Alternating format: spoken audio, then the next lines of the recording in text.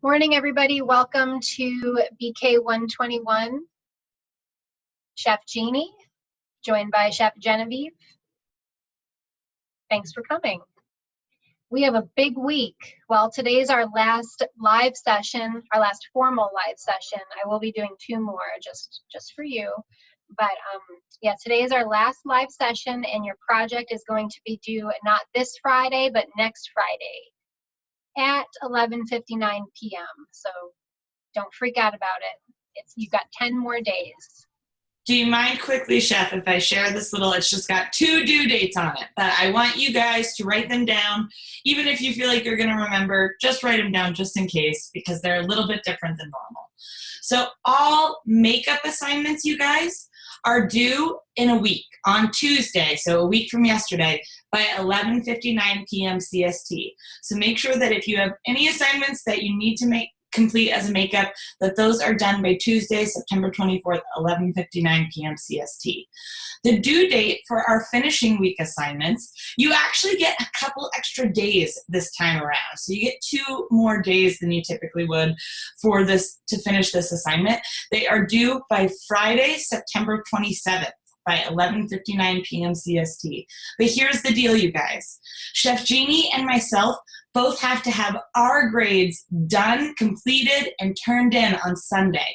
So there are no exceptions to this last Friday due date. There is no late period. So I really want you guys to keep that in mind. That's the end. Friday, September 27th, 11:59 p.m. CST is the last possible moment that you can submit your final assignments. So make sure that you guys are really planning ahead. You do have a little bit more time, but we don't want to push the limits there. And please, as always, reach out to Chef Jeannie or myself if you have any questions or concerns about how to make that happen. Thanks for that visual. Yeah, it's real important to remember that we're not accepting anything late after next Friday just because we can't possibly do that. There's no more class after that, so we have to have the grades turned in.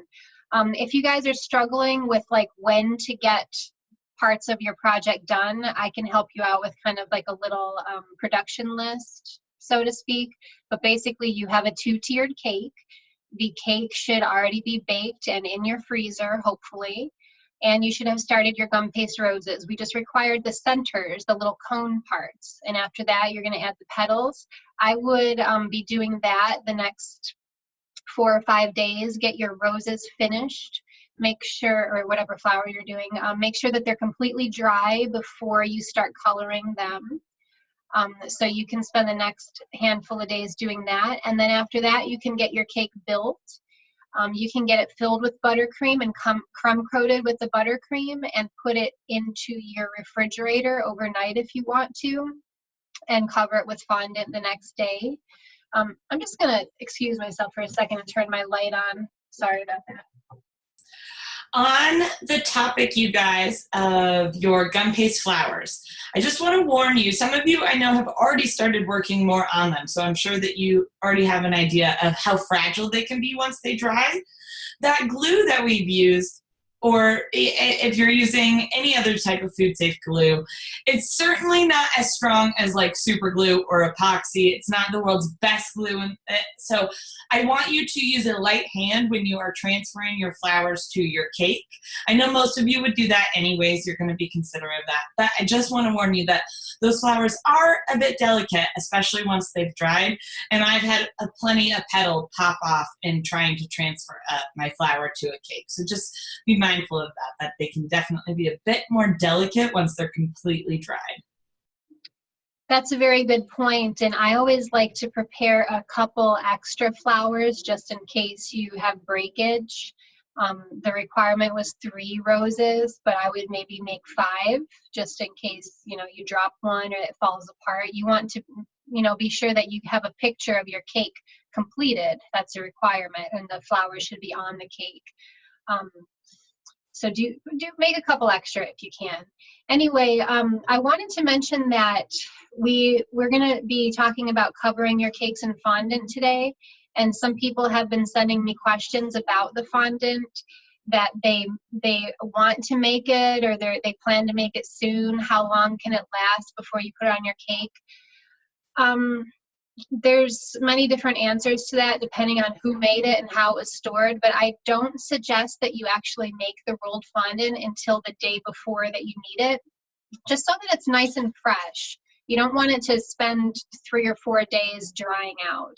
You know, if you make it that far ahead of time, there's a good chance that when you roll it out, it could start cracking when you try to put it on your cake. And do remember that you can buy it too. You don't have to make it. But if you do decide to make it, and you're gonna build and finish decorating your cake on Thursday, for example, make your fondant on Wednesday. Make the fondant, wrap it up like 2 or 3 times with plastic wrap really tight, and then put it in a Ziploc bag and remove all the air. Carrie asked, do they have to be roses? No, they don't. If you're going to make roses, you can make 3. That's the requirement, but make a couple extra. Other than that, you have the more elaborate flowers we discussed the other day, the peony, for example. You can make 1. It's got several petals, a lot more than roses. So, you know, it's harder to do, but you also have to make leaves too. And you can also do filler flowers, like those little tiny flowers that, you press out and you can stick in places. So it's up to you. But yeah, go ahead. A question I got pretty frequently in narratives last week was both for fondant and gum paste, and the question was, is it supposed to be so hard when it first comes out of the package? When you buy store-bought fondant and gum paste, almost always it's going to be really, really hard. And that's because they basically packed it into as tight of a block as they can to keep air out. Because as you guys have now learned, it dries out really quickly. So the tighter they can package that, the less air that they can keep in that product, the better. So the solution to that is kneading. You'll see in a lot of professional industries that some people have big rollers. What are they called, Chef Jeannie? When you roll your fondant through it. Dough sheeter or laminator. Yeah. And it saves a lot of time because it is tedious kneading your fondant and gum paste to get it to be pliable the way that you want it, but it will get there. Just like how we've had recipes where you have to whisk your heart out.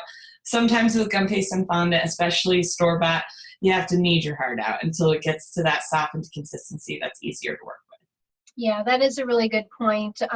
And warming it up a little bit too can help. Like if you take it out of the package and set it in a sunny spot for a little while, or if your hands are not really that warm, if you've got cold hands like I do, this is kind of a trick, but you don't want to overuse it. If you pop it in the microwave for like 1 to 2 seconds, like your gum paste or your fondant, if you cut it into smaller chunks, wrap it in plastic wrap and pop it in the microwave, just pulse it, just like 1 to 2 seconds, just to get a little bit of heat to it. If you put that in the microwave for too long, it's going to turn into liquid and then you can't use it. There's no way to save it. But sometimes I'll do that. Other times I'll fill a bowl with warm water and then dump the water out and dry the bowl and then turn it upside down on top of the fondant or the gum paste just to kind of give it a little bit of extra heat. But there's nothing that's going to replace kneading it. Cut it up into small pieces and then just knead until it softens up. And it will happen. And don't forget to rub a little bit of shortening on your hands too, because that'll help it from sticking to your hands. And that'll also impart a little bit of extra moisture into the fondant itself. Okay, I have some videos to play for you today on how to cover a cake with fondant and how to put dowel rods inside of a cake, but I'm going to show you some pictures first of putting dowel rods in a cake. First thing I want to talk about is, what is a dowel rod? It's like something that you slide inside the cake to hold the weight up of the next tier. The reason why we put the dowel rods in is because if you have one cake on the bottom and then you put another cake on top of it, and there's nothing inside the bottom one to hold up the weight, the top cake is eventually going to want to sink in. So the dowel rod, if this is your cake here, is going to go inside of this cake. It's not going to be all the way through all the cakes. I've seen some students do that where they stack all their tiers on top and then they start driving dowel rods all the way through. That's not going to work because it's not supporting any weight. You have to have dowel rods inside of each tier. If it's a 3-tier cake, you've got to have them in the bottom tier and the second tier. You don't need to have them in the top tier because there's nothing on top of it. Unless, of course, you have like a cake topper, like a bride and groom or something, like a ceramic cake topper, then you'll need to have a dowel rod under where you're going to place that. But so let me show you some pictures of dowel rods. While she's pulling that up, did you have a question, Rachel? I did. So once we cover it in fondant, how long can it sit for? How long can a cake sit for and still be good? It just kind of depends on the temperature of your room. Once you cover it in fondant, you don't really want to put it back into the refrigerator, because it's going to get really cold, of course, and then when you pull it out, it's going to have condensation. I mean, you can if it's an emergency. Like I used to work in Florida and we would have to store our fondant cakes in the cooler, but when you pull them out, they're going to get wet. Just like, you know, a glass of ice water in a cold room, it's going to get really wet on the outside. So I guess the answer to your question would be it depends on the type of cake and the type of filling. Fondant will last for a long time, but the cake underneath of it won't. The cake itself, you know, will start to get stale, but the filling too. So maybe a few days if it's just a buttercream cake. But then keep in mind that, you know, the buttercream is going to start to get soft, and the cake itself is going to be kind of like sagging a little bit if it gets too warm. When I make fondant cakes, I like to decorate them the same day that I'm going to serve them. Like if somebody's having a Saturday wedding, I'll make all the decorations ahead of time. I'll bake the cake a couple days before. I'll have the icings ready. I'll have the fondant ready to go. And then I might put the fondant on the day before and then put all the decorations on Saturday, and then that's it. It's been one day since I put the fondant on. And if it's not an elaborately decorated cake, I'll even put the fondant on the same day, because the fresher it is, the better it's going to look. It's not going to start to sag. When you see those cakes that are up in like the shelves of bakery windows and everything, those are usually styrofoam cakes underneath, so that's why they look so fresh. Anyway, let me go to my pictures. Okay, so this would be like the bottom tier of your cake.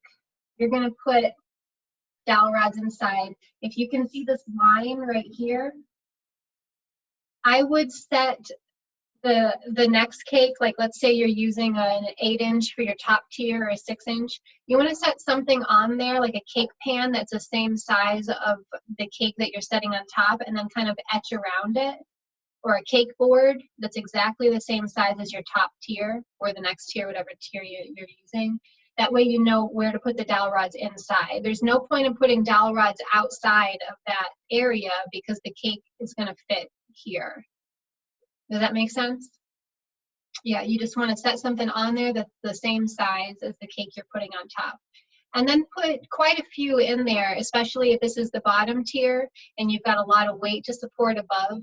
You want to have several. Now, if it's just a 2-tier cake and the second tier is not that heavy, maybe you put 4 dowel rods, maybe just like 1, 2, 3, 4. But if you have a lot of weight to support, the more dowels, the better. And you always need to let your customer know that they're in there too. Otherwise, you're going to be getting a call that they found all kinds of plastic and wood in their cake. I've been there, done that. It's kind of hilarious. One of the reasons that placing those straws in sort of a symmetrical design is important, though, is because your customer still needs to be able to slice that cake one way or another, right? So if you have straws sort of sporadically spread throughout, it's going to be harder for them to cut it.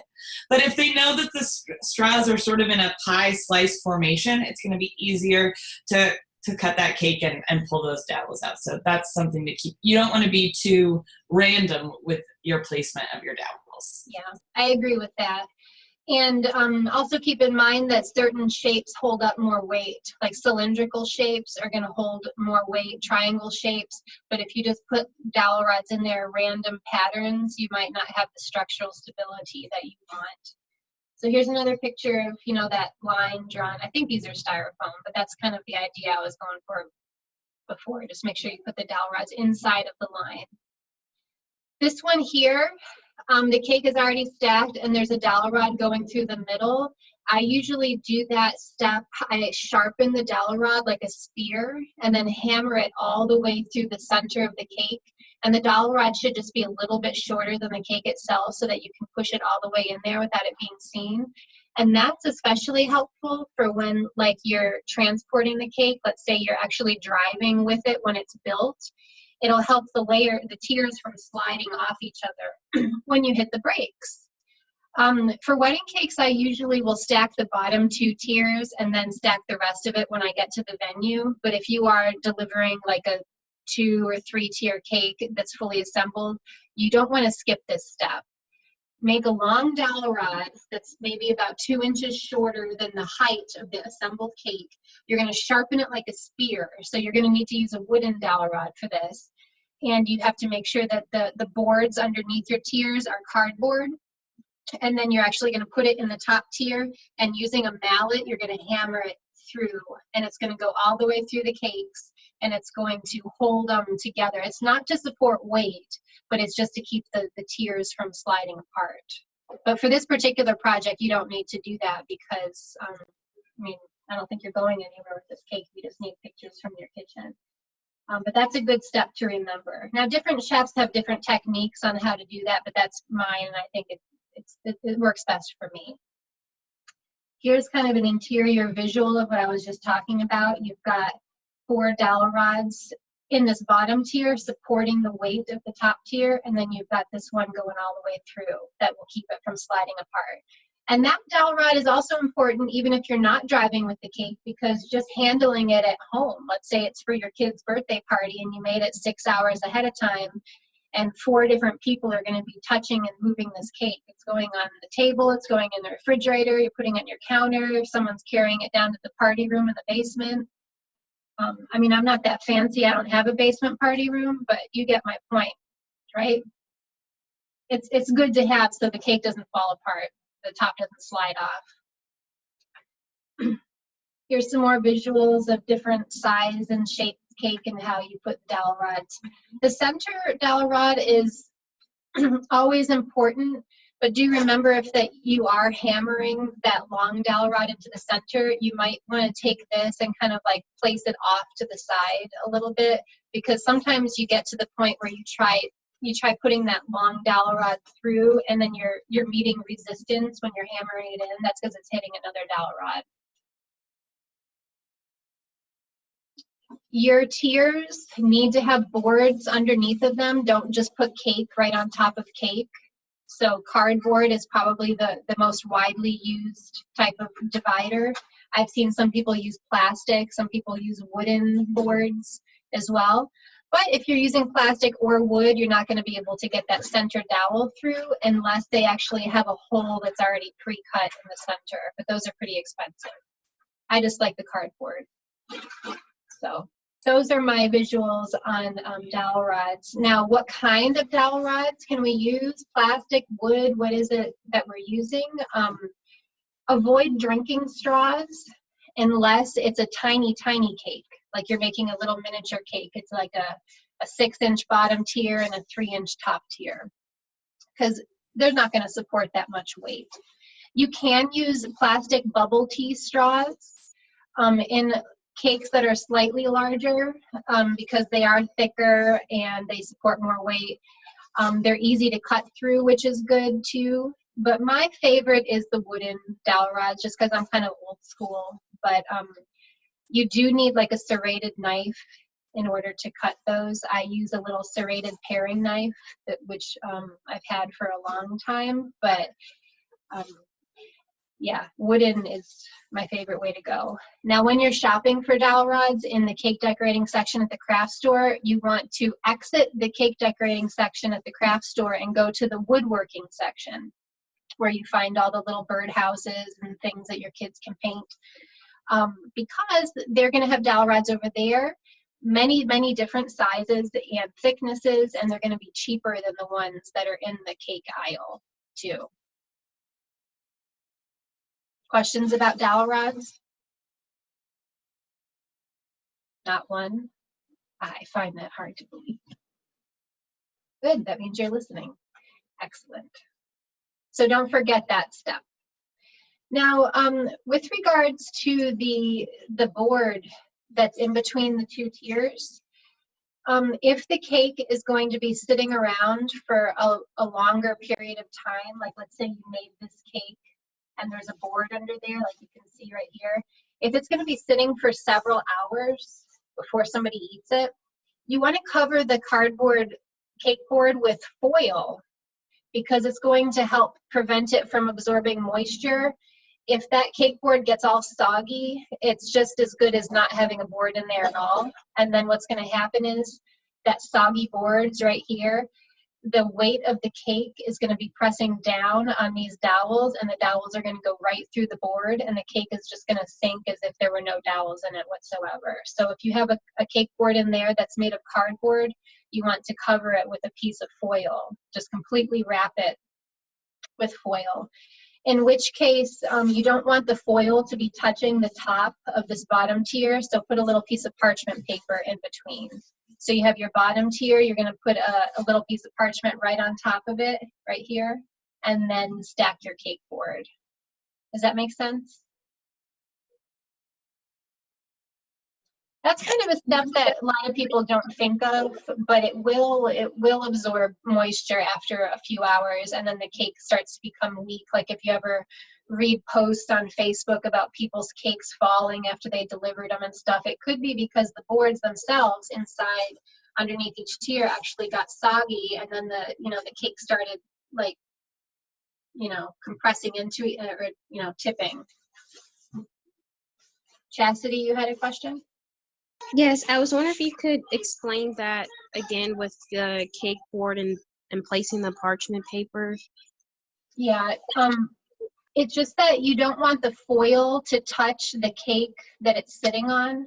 Like, let's say the cake board underneath your top tier, you covered that cake board in foil. You don't want to place the foil directly onto the cake below it, because people just don't like to see that when they're cutting their cake. They don't want to see like foil touching it. So you're just going to cut a round piece of parchment paper, set it on the bottom tier, and then set your next cake on top of it. So there's like a piece of parchment in between the cake and the foil. Okay, thank you so much for clearing that up. You're welcome. Rachel? So when you do the fondant, and maybe you're going to talk about this later, but when you cover the cake in fondant, are you covering the very edge of that cake board, or just down to the bottom of where the cake meets the cake board? You can cover all the way down over the cake board, because you don't want to see the cake board when you're stacking the cake. Now, I always make my cake boards about 1 centimeter smaller than the cake itself, just so you don't run the risk of it poking out underneath the cake, and you really shouldn't see it at all. If let's say the diameter of my tier is exactly 8 inches, I'm going to make the cake board just a little bit smaller, like 1 centimeter smaller all the way around. You'll still be able to handle it and use it like you normally would, but it's not going to be poking out. I am not quite as skilled as Chef Jeannie, so even when I attempt that technique, my cake, I always see a bit of a gap on my cake. So the tip that I have for you is, if you are transporting a cake that you have to finish constructing on site, I always, always, always have extra icing with me, because when I stack those cakes, I use the icing as a little bit of glue anywhere where there might be a little bit of a gap between my 2 layers. So keep that in mind this week, that you might see a little bit of gap, but there are solutions.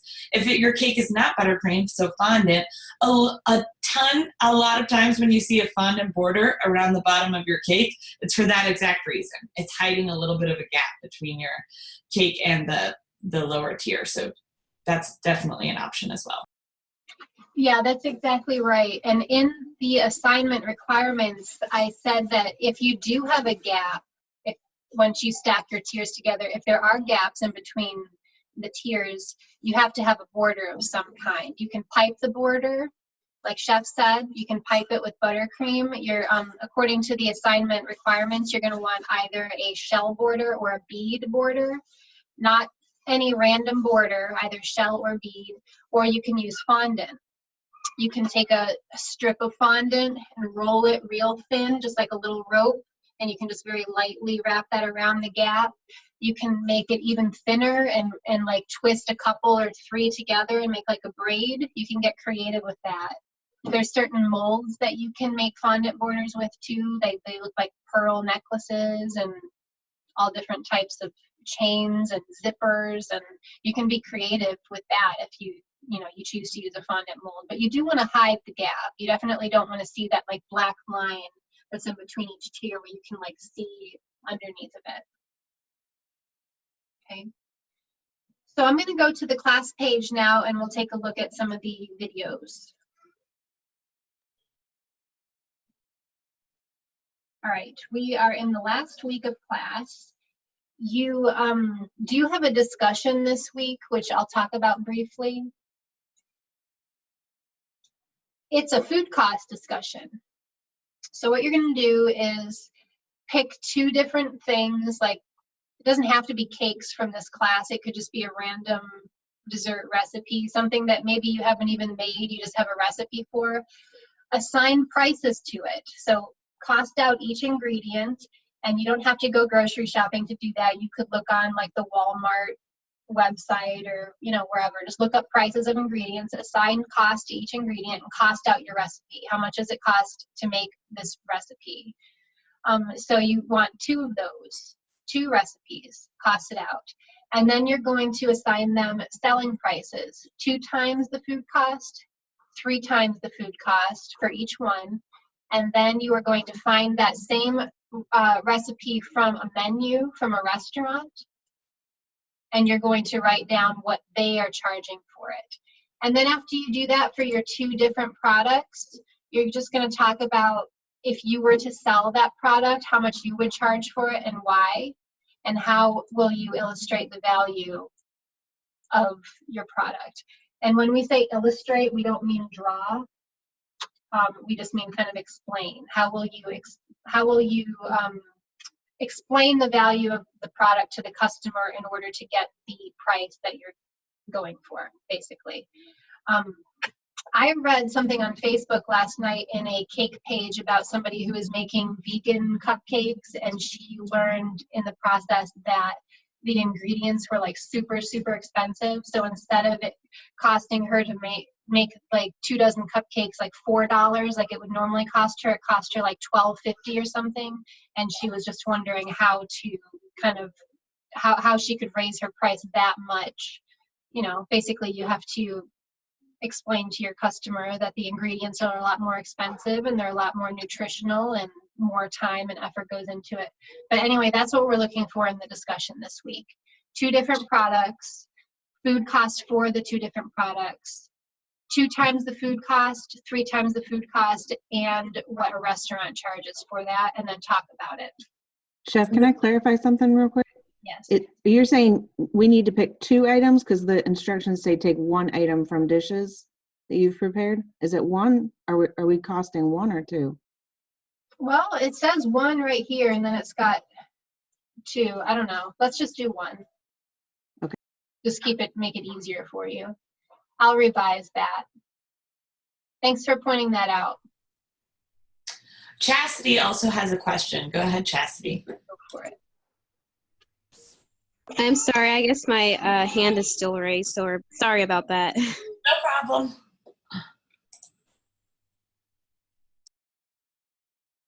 Oh, you're muted, Chef. There you go. Thank you. So you have a discussion, and then I'll go down to your assignment. Remember to review the assignment requirements. I think we've talked about it at length so far, so you should know what that is. There's 2 different assignments here. Now you are going to want to submit the individual photos for the different assignments, like your buttercream and your decorations as you're making them. You're going to submit them in this link, and then the final project is going to go in this link, like the whole thing together. I have a couple of things that I want to tell you guys about that. You still only need 1 narrative, so you can put the same narrative in both of those folders. So you can put the narrative that you filled out in your buttercream or in your gum paste flour assignment submission, and then as well as your tiered cake submission, the same narrative. So you don't have to fill out 2. Does that make sense? Yeah, okay. So you can use the same narrative, and we will be grading this assignment In one. So you will get a feedback that refers to both assignments in that same feedback. So I will put the link in both assignments, but it'll be the same video because I'm going to be grading your cake basically as a whole. Does that make sense? Okay. So those are the two things I wanted to give you guys a heads up on. Yeah, like Chef said, just make sure that you're submitting the photos to the appropriate link, and you're making sure that you have all the required photos for each of those. The tiered cake assembly, you have pictures basically of the assembly process. So the defrosted cakes, cutting them into layers, filling them, basically the whole process of building the cake and putting your decorations on it. That is what the tiered cake assembly assignment is. And then the one that's above that, the fondant and buttercream decorations, you have basically your buttercream prepared. So the buttercream process, and then the gum paste flour process. And if you did make the fondant, you can throw that in there too, but I don't think a lot of people are making that. Rachel? Sorry, I haven't looked at this yet. So we have basically two folders for the two different things, even though it's all one cake. You want it into two separate folders? Yeah. Yes, it's set up right now because of our finishing week. It's set up as two assignments. So you'll click each one and it will have a list of required photos like always. But you'll see that it's broken down into assembling your cake and then decorating your cake. So those are the breakdowns. And like I said, you still only need one narrative and you can put it in both. So you're just essentially doing two submissions this week. Instead of creating like separate folders in the same submission, you're going to submit your folder of buttercream and fondant decorations, and then you're going to submit your tiered cake assembly. Does that make sense? Yes, Chef, thank you. Yep. And they are right there under assignments in the final week, right here. Okay. Other than that, we have some videos. So you do have a little bit of reading this week. If you want to do that, you have a knowledge check, okay? And you have a discussion, so don't forget about the discussion. Now let's watch the video on covering a cake and rolled fondant. Hi, I'm Beth Summers from the Wilton Test Kitchen, and I want to show you how easy it is to cover a round cake with rolled fondant. I have my round cake all set up here, ready to go. It's on a 10-inch cake board, and I have an 8-inch round cake, so you want to put it on a base that's at least 2 inches larger than your cake. And as you can see, it's very level all the way around. That's the first thing you need to know, because then we can ice it very nice and level. That's a good point that she's making. The cake itself needs to be a good shape, because you're not going to have a straight looking cake. You're not going to fix any errors with the fondant is what I mean. It's not going to be like making it straight all of a sudden or making it, round. If it's a weird shape, it's going to remain a weird shape in the end. So do make sure that the cake itself looks good and that the icing underneath of the fondant is nice and smooth. So I have buttercream icing here at a thin consistency, which is the perfect consistency for icing a cake. It doesn't have to be perfect at this point, but as even as you can, because the more even it is, the more even your fondant will be over it. Coating of icing here, a normal amount. So if you prefer a 1/4 inch or 1/2 inch, that's what you should do. Okay, so that looks good because it's nice and flat. Now I'm just going to move to my sides. Once you have your cake iced, the next thing to do is measure the top. So she didn't crumb coat her cake. She just was a daredevil and she went ahead and added all the icing at once. But if you want to crumb coat it and chill it and then put the final coat on, you can do that. You can definitely do that. She's just apparently very skilled at putting icing on a cake without using a crumb coat first. But you don't want a super thick layer of icing under your fondant, because then it's going to make it very difficult for the fondant to go on smooth, and you're not going to have like smooth sides. You're going to end up, when you touch it, you're going to have fingerprints, and it's going to have all sorts of weird imperfections in it as well. Up and the sides, because that's how you're going to figure out how large of a piece of fondant you need to roll. Measure the height of the cake, multiply that by 2, and then add the diameter. My cake is just about 4.5 inches tall and 8 inches across. So that's how I know how big I need to get. Now, you're going to take your fondant out. Look at that hard block of fondant. Knead it. You need to knead it until it's pliable before you start rolling. And the new Decorator Preferred fondant is much softer, so it actually goes very quickly. That's really all I need to do. I have my 20-inch roller, and I'm going to simply roll it out. Most projects will tell you to roll to about 1/8 of an inch thickness. Now, if you find that your fondant is sticking to the rolling pin and sticking to the table, you can dust it with a mixture of cornstarch and powdered sugar, and this mixture should be sifted. Don't just grab a handful of sugar, powdered sugar out of the box, because there might be lumps, and then you're going to have lumps of powdered sugar stuck in your fondant and you won't get a smooth finish. So mix like 50-50 cornstarch and powdered sugar together, sift it, and then you can lightly sprinkle that over your table, and then you can also sprinkle it over the top of the fondant before you start rolling it if you're having a sticking problem. And I'm using my roll and cut mat here, as you can see. If you were just doing this straight on the countertop, you might want to put some, it's kind of like pie dough like that, for 1/8 of an inch thickness.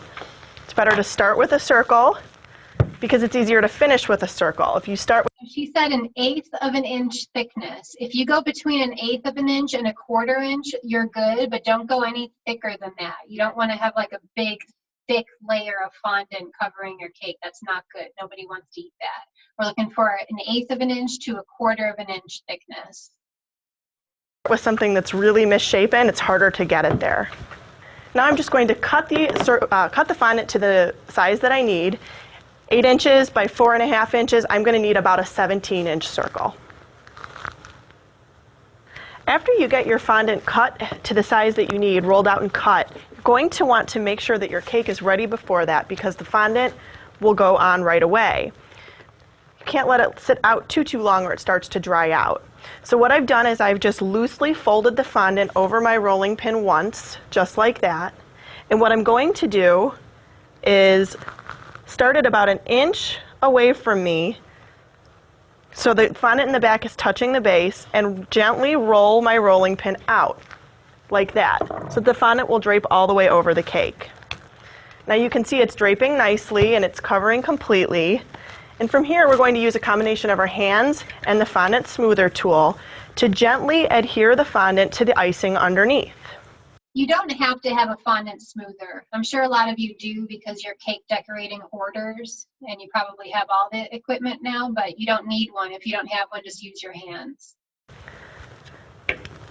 And then start pulling the fondant away from the cake as you use your hand to slide down it to get rid of any creases. So always pulling down, away and down from the cake as I go, so that the creases actually come past the edge of the cake, so that they're on the cake board itself as opposed to on the side of the cake. That's the trick, just to continue pulling and smoothing down. And this fondant is really stretchy. The Decorator Preferred fondant works really nicely. It also drapes really nicely over the cake, so it's very, very easy to do this cover. Rotate the cake as you go, so that you're always able to see the part that you're working on. And just going all the way around, pulling it out and smoothing it down. Don't worry if you have a few little lumps. We're going to go back with the smoother at the end after everything is adhered. So I've gotten almost all the way around, and here a lot of people have problems. This is the tricky bit. It's adhered on both sides and then there's this flap. It's okay, just pull it out one more time. You're going to loosen it a little bit on either side there from where it was attached, and just pull it again a little bit more, so that all of that draping comes to the bottom of the cake and then over onto the cake board itself. See, there's a pleat here, but there's nothing here. So what now we want to do is take our smoother and go all along the top and the sides to get a nice clean finish. And you're going to go all the way to the cake board here to create a nice, tight, adhered fondant. If you get any bubbles in your fondant, you can use a pin to insert a pin at an angle very gently to release the air and then just smooth back over it. That'll happen once in a while. And then I'm going to use my fondant trimmer here to very carefully go around the cake. Again, if you don't have a fondant trimmer, you can just use a paring knife, it's fine. I want you guys to keep that in mind whenever you're watching these Wilton videos or sometimes King Arthur videos.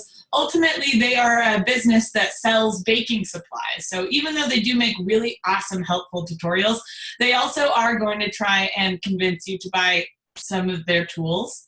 I'll tell you that a ton of the tools that I use for cake decorating came from Harbor Freight.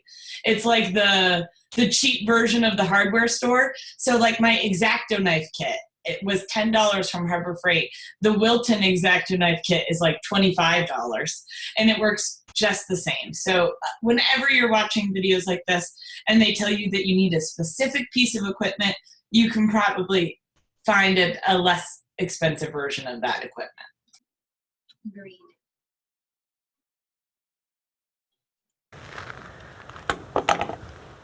I have one little seam there, so I'm just going to go back and re-smooth it out, get rid of it. A little bit of a perfectionist. And cut away the excess fondant as close as you can to where the cake meets the board.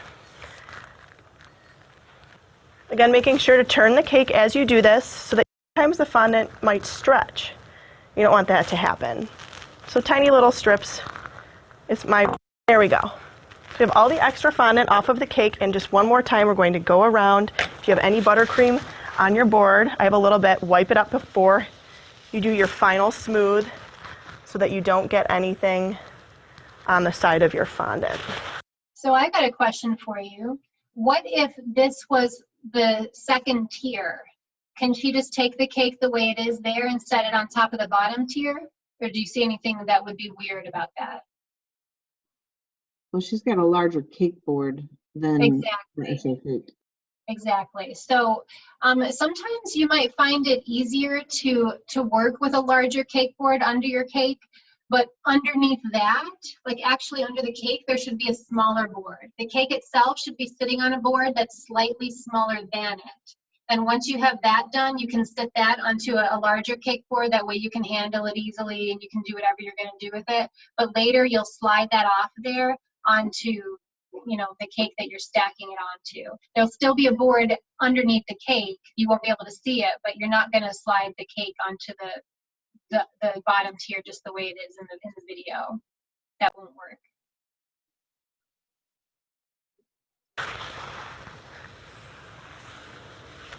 So one final smooth, just like that.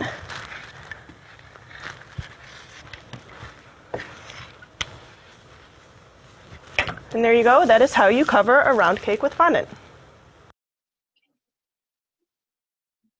So there's a lot of different tutorials on how to cover a cake with fondant and, you know, lots of different techniques. I think that's a pretty good technique. That's the way I do mine, which is why I showed that to you. But there's so many. Whatever works best for you is fine, as long as you get the fondant on there without it cracking all over the place, and, you know, the same end product, basically. Doesn't matter what the technique is, as long as it, you know, it works for you. You can achieve a nice flat, smooth surface. Now, you will see a bunch of different tutorials on how to get sharp edges. We're not super worried about that for this project, but if you had two of those smoothers like she had, and you're going to be smoothing the side and smoothing the top at the exact same time and kind of pressing them together like that to achieve a real sharp edge, but you don't have to worry about that for this project. I'm just saying that if you do see that happening in the videos you're watching, that's what's happening. They have two smoothers and they're trying to make the edges of the fondant sharp. The one thing I don't want to see is you cut a strip of fondant and wrap it around the sides and then cut a circle of fondant and put it on the top. That is not covering your cake correctly in fondant, which I know that seems like, who would think that works, but I've seen it. So I don't want to see a strip of fondant wrapped around the side and then a circle cut out and put on the top. We definitely want to drape over the whole cake and smooth it on. Thanks for mentioning that. I didn't think of that. That is a technique that you can use to cover a double barrel cake in fondant. A double barrel cake is a cake that's super tall, but not for this project. You want one piece, round piece that you're going to drape over. And you're not draping it over the entire cake when it's stacked up. Like, don't stack one buttercream cake on top of the next and then put a big piece of fondant. I've seen that before too, and that's not how you make a fondant cake. Okay.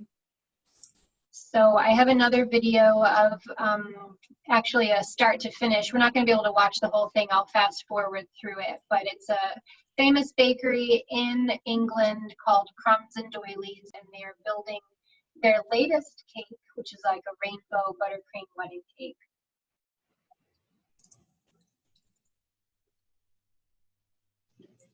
HelloFresh is dinner that comes with less and gives you more, like less kitchen chaos and more fun. Hi, I'm Annette Rushing, owner of Custom Cakes in Savannah, Georgia, and today I'm going to I said it was the wrong bakery. I was thinking about something else. Just kidding. share with you my technique for doweling and stacking a tiered cake. An 8 and a 6-inch tier cake. So to start with, I'm going to dowel the bottom first, and before I get started, I want to make sure that the table that I'm going to dowel on is level. So I've checked my table and I know it's level. I also don't ever do it on a turntable because there's always some give on the turntable. It's always best to set your measurements with. All right, we've got our board centered, and I'm going to mark 4 places with my stick pin. And that's because this is where we'll put the dowels. Now on this 10-inch cake, I'm going to use 4 dowels. All right, now cake has a high side, and you can either do that by using your level, or if you have a good eye, you can check your eye. But wherever the high spot, whichever the high side is on the cake, is where you want to put in the first dowel. So we've got our little dot here. So I'm going to come in about 1/2 inch. Here's the dot, place my finger, and on the other side of my finger, I'm going to put the dowel. I'm going to try to push the dowel in straight, up and down, until I feel it hit the board the cake is on. All right, next, I'll take my graphite pencil and mark where I'm going to cut the dowel. I'm just going to twist it and gently pull it out. Okay, and you can see where I've made the mark, and that's where I'm going to cut it with my PVC cutters. And now I'm going to put it back in and make sure it's where I want it, and it's exactly where I want it.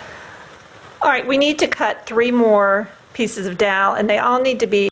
So in case you missed it, she said that the first dowel is going to go into the highest part of the cake. Now the cake should pretty much be level. It should be the same height all the way across, but there's always going to be a little part of it that seems a little bit taller than the rest. That's where your first dowel goes, and all the rest of the dowels need to be the exact same height. So what I mean is you're not going to put more dowels in the cake and cut them at various heights. You're going to measure them all against that one particular dowel. If you don't make them all the same length, you're going to have a cake that's like teetering on top of dowels that are at different heights. It's not going to be structurally sound. They need to be all the same length. The same size as that first cut. So I'm always going to use the first.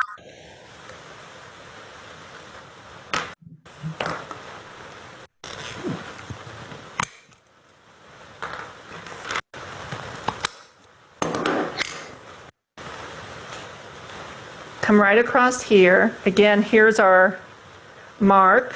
So I'm going to come in. Try to keep it straight up and down. Here's our mark.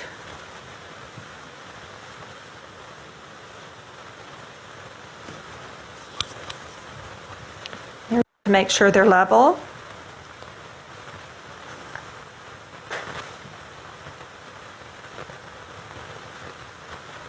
To stack them.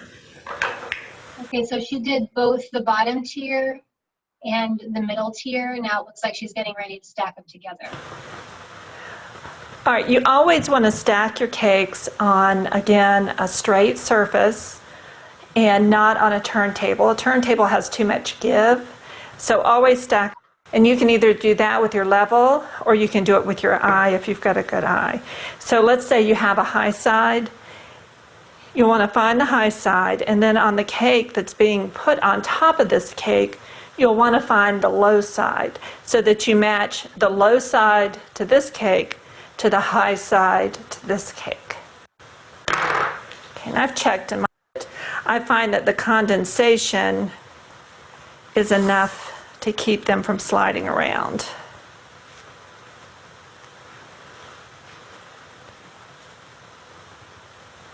If you want to, you can put a little squirt of buttercream in between right before you stack the tier on top. But if you're going to do that long dowel rod that goes all the way through the center, you don't really need to glue them together at all. I'm going to use my spatula to kind of move the cake. Your hemming tool to see if you've got it lined up correctly. So right now she's measuring that kind of rim on the edge of the cake to make sure it's the same measurement all the way around, that the cake is perfectly in the center. Okay, it looks like I'm actually lifting the cake, the 8-inch cake off of the 10-inch because I don't want to drag my dowels. The low side is here, and you'll match the low side. I'm going to put my spatula in and use that to move my cake. I'm going to countersink the dowel or put the dowel in just a little bit below the top of the cake. So like I mentioned before, this dowel rod's going to go through all the way through the center, and she's going to make it just a couple inches shorter than the cake when it's stacked up. I find out where I want it. I'm going to mark it. And then I'll use my pruning shears to cut. And I don't use these to clip my hedges with. I just use them to cut my dowels. Okay. So I want to make sure, yeah, that looks good. All right, so let's go ahead, and in the center of the cake, I'm going to... So I don't know if you just noticed, but she has already sharpened her dowel. Right. So let's go ahead, and in the center of the cake, I'm going to... You see how it's sharp on one end, on this end? She has it pre-sharpened. I don't know if she did that before or if somebody did it for her, but you have to have it sharp in order to get it in there. Push it in, and I've got a sharp point on it. I'm going to push it in until I feel resistance, and that'll be from the cardboard that this cake is sitting on.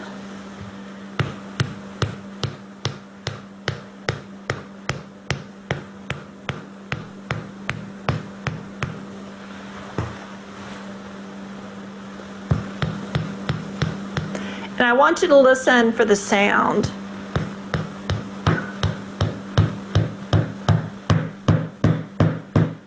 All right, that sound tells me that I've hit the table with the point, and that's what I want. So now I know it's all the way in, and it's also sunk all the way through this cake. Do or not, the way we fill this hole, our buttercream is pretty much the same color as the fondant. So we'll take that and then just smooth it out. So you have to really be looking to see that there was a hole there. All right, before I...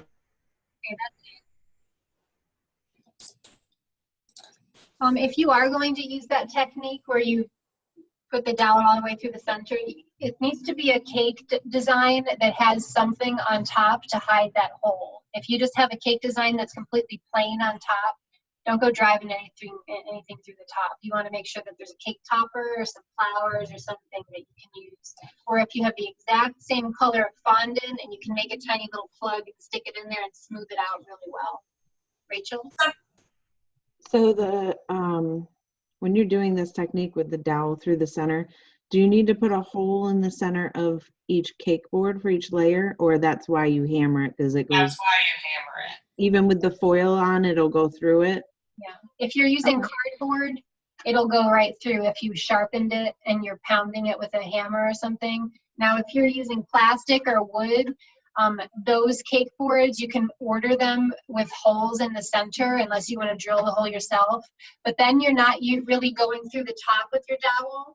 You're basically taking the bottom tier, you're putting the dowel rod in it so you can see it, and then you're taking the next tier and you're kind of shimmying it on top, going through the hole in the bottom of the board.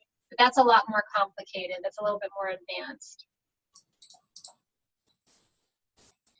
So somebody asked if your cake should be chilled before you put fondant on them. And yes, for sure, for sure. I'm sure that some of you have already seen through making cakes with frosting in between that even a 2-layer cake, if the top tier is like a fat layer of cake, it can start to smush your frostings right out the side. It can definitely be heavy. So think about now that we're adding 2 tiers of cake. If we try and wrap that with fondant, or each individual tier with fondant, that fondant's even heavier than our buttercream. So you definitely want your buttercream to be stiff, cold, and firm before putting on your fondant and constructing your cake. You'll notice that if it's not firm and you try and hammer in dowels, that they're just gonna loop right in and things are gonna fall apart on you.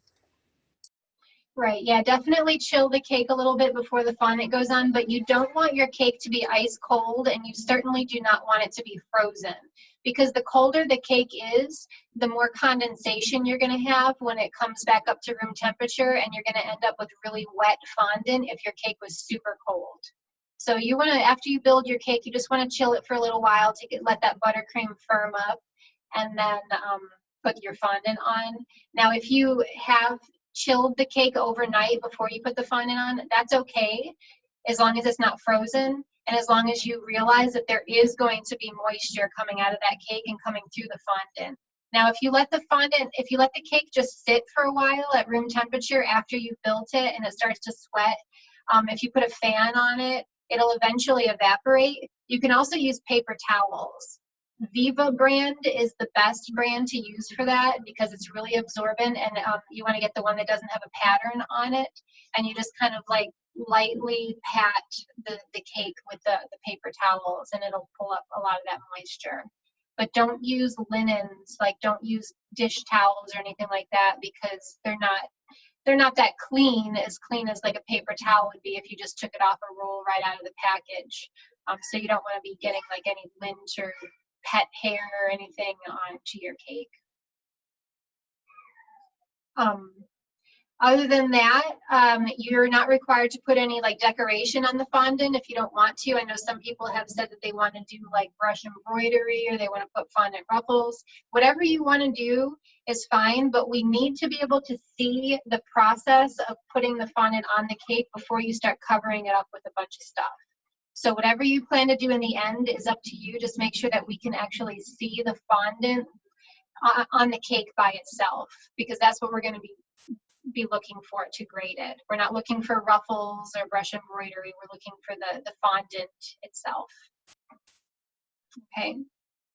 And then once you get the cake built and you can kind of assess whether or not they do have those gaps in between the tiers, you can decide what kind of border you want to put. If it's piped buttercream, or if you want to make a little snake with the fondant and wrap it around there.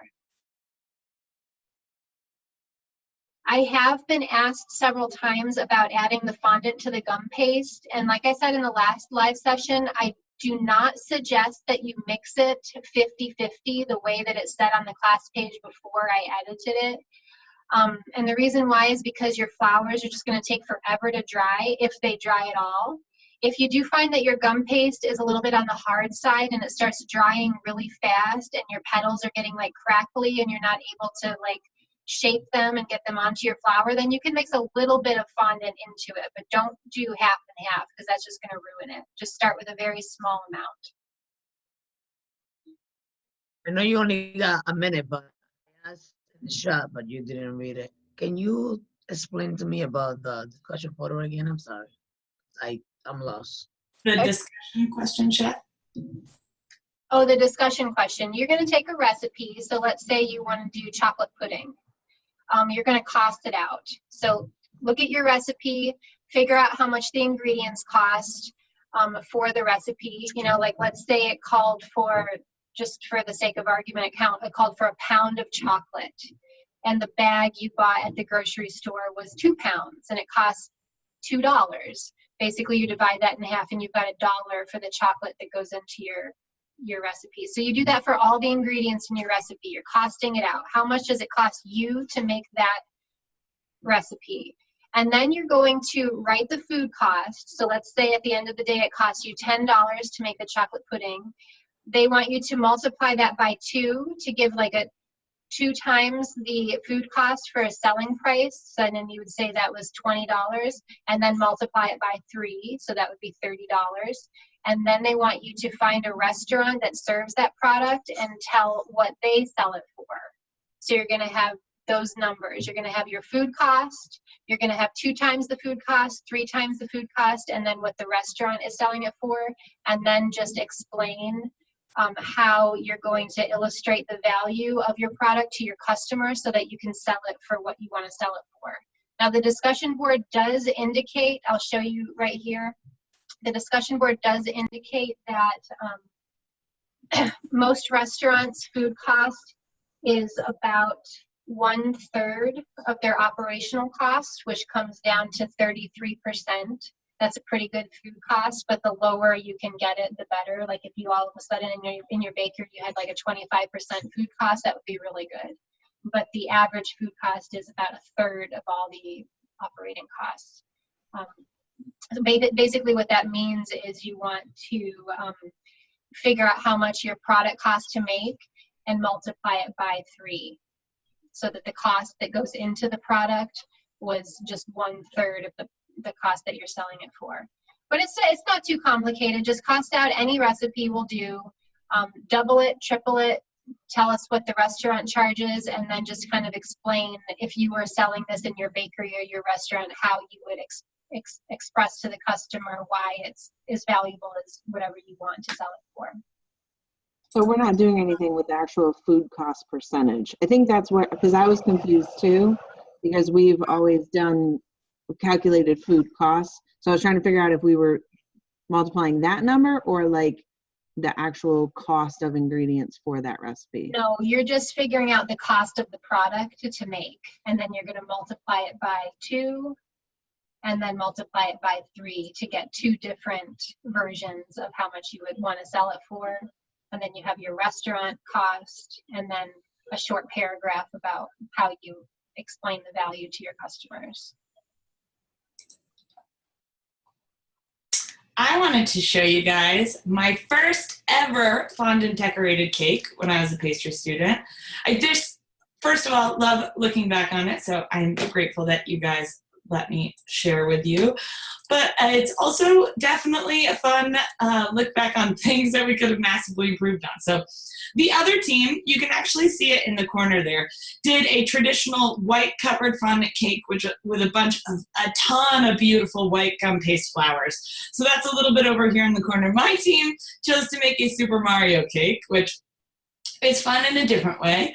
You've got your Mario sculpture on top, your little castle, things that we did not know when we made this cake. We made all of the walls to this castle, obviously while the fondant was still wet. And then when it dried, they shrunk and they did not hold together the way that we anticipated them to. So there's definitely a lack of structure in a lot of these decorations. But you guys, I will never forget that cake. It has so many bumps and bruises. It has so many rough edges. There's so many things about it that I would change now that I look back on it. But I still adore that cake. I'm still so proud of that cake. My dad put a picture of that cake on our fridge for years to come. So I want you guys to have fun this week and don't put too much pressure on yourselves to be perfect. For some of you, this is going to be the first time you're making a a big cake like this with fondant or gum paste decorations like this, and it takes some people, most people, years and years and years of practice.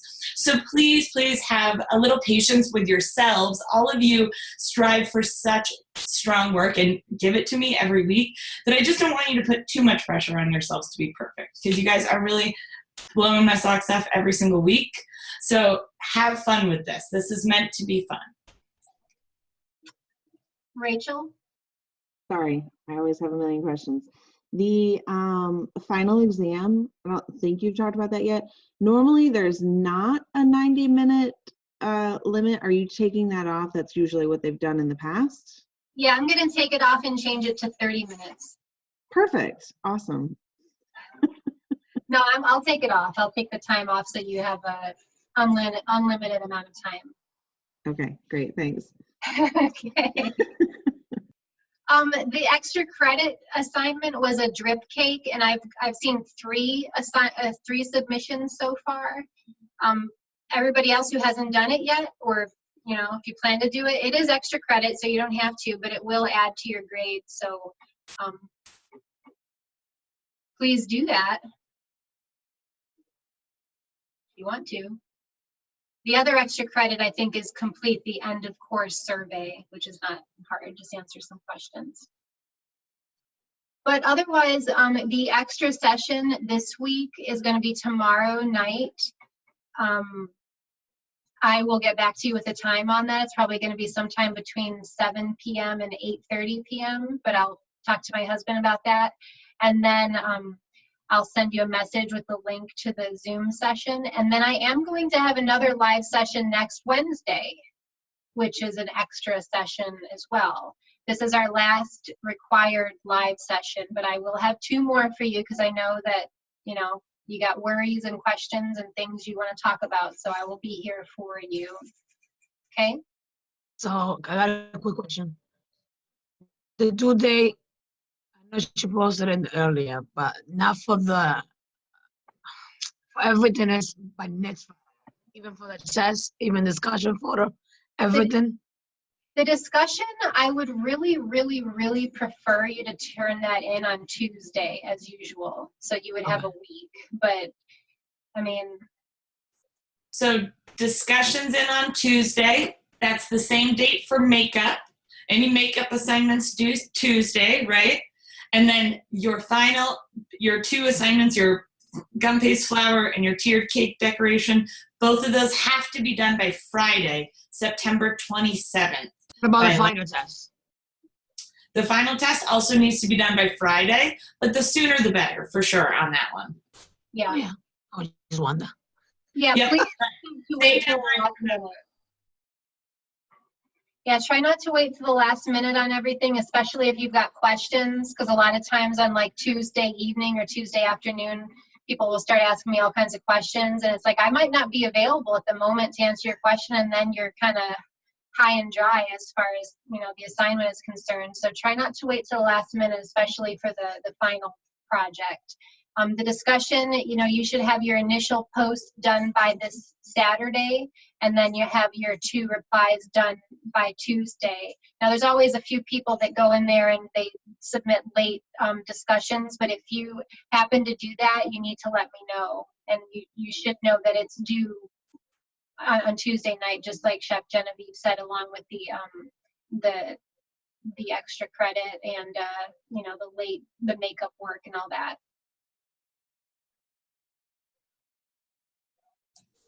Okay, you guys.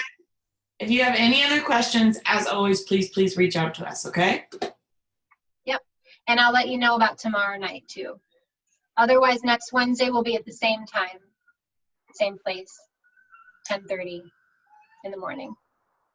All right, you guys have a lovely day. Talk to you later. Bye-bye.